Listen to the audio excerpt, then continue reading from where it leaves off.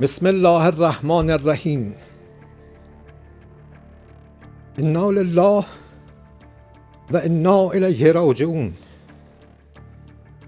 ملت بزرگ ایران، روح بلند پیشوای ملت بزرگ ایران و پیشقراول امت اسلامی কান্না বিজড়িত কণ্ঠে এক ঘোষণায় ইরানের রাষ্ট্রীয় টেলিভিশনের উপস্থাপক জানালেন, ইসরায়েল ও যুক্তরাষ্ট্রের যৌথ হামলায় নিহত হয়েছেন আয়াতুল্লাহ আলী খামেনি।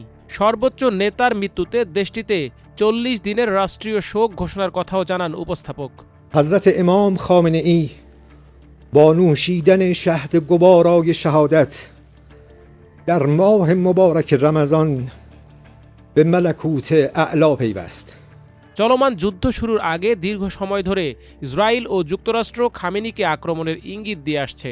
তবে কে এই আয়াতুল্লাহ খামেনি, যাকে এত ভয় করে পশ্চিমা বিশ্ব?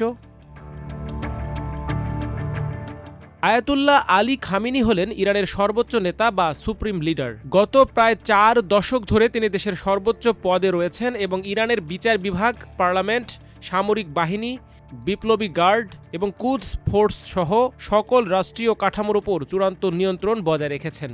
এই কুদস ফোর্সই লেবাননের হিজবুল্লাহ, গাজার হামাস ও ইয়ামেনের হুথি বিদ্রোহীদের সহায়তা করে থাকে, যাদেরকে ইসরায়েল ও যুক্তরাষ্ট্র প্রক্সি মিলিশিয়া হিসেবে দেখে।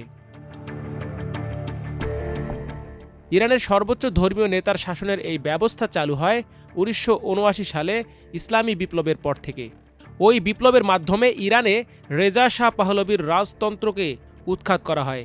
আয়াতুল্লাহ রুহুল্লাহ খোমেনির নেতৃত্বে দেশটিতে ইসলামী প্রজাতন্ত্র প্রতিষ্ঠা হয় এবং তিনি হন দেশটির প্রথম সর্বোচ্চ নেতা। ইরানের সর্বোচ্চ নেতার পদবি হিসেবে আয়াতুল্লাহ শব্দটি ব্যবহার করা হয় শিয়া মুসলিমদের কাছে, যার অর্থ সিনিয়র ধর্মীয় নেতা। দেশটির সংবিধান অনুযায়ী প্রেসিডেন্ট ও পার্লামেন্টের ওপরে সর্বোচ্চ ধর্মীয় নেতাকে নিরঙ্কুশ ক্ষমতা দেওয়া হয়। ৮৮ সদস্যের আলেমদের নিয়ে গঠিত অ্যাসেম্বলি অব এক্সপার্টস আনুষ্ঠানিকভাবে এই নেতা নির্বাচন করে।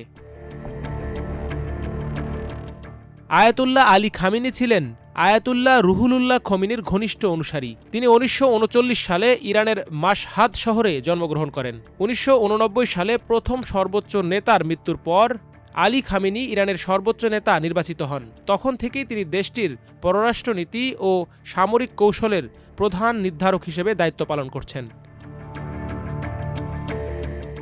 খামেনি আঞ্চলিক কৌশলে এক্সিস অব রেজিস্ট্যান্স নামে পরিচিত জোটের মাধ্যমে লেবানন থেকে সিরিয়া, ইরাক, ইয়ামেন পর্যন্ত রাজনৈতিক ও সামরিক প্রভাব বিস্তার করেন।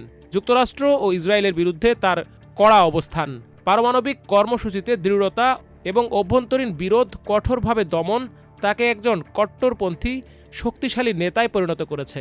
তবে আধিপত্যবাদী শক্তির হামলায় অবশেষে প্রাণ হারালেন তিনি। মাল্টিমিডিয়া ডেস্ক, আমার দেশ।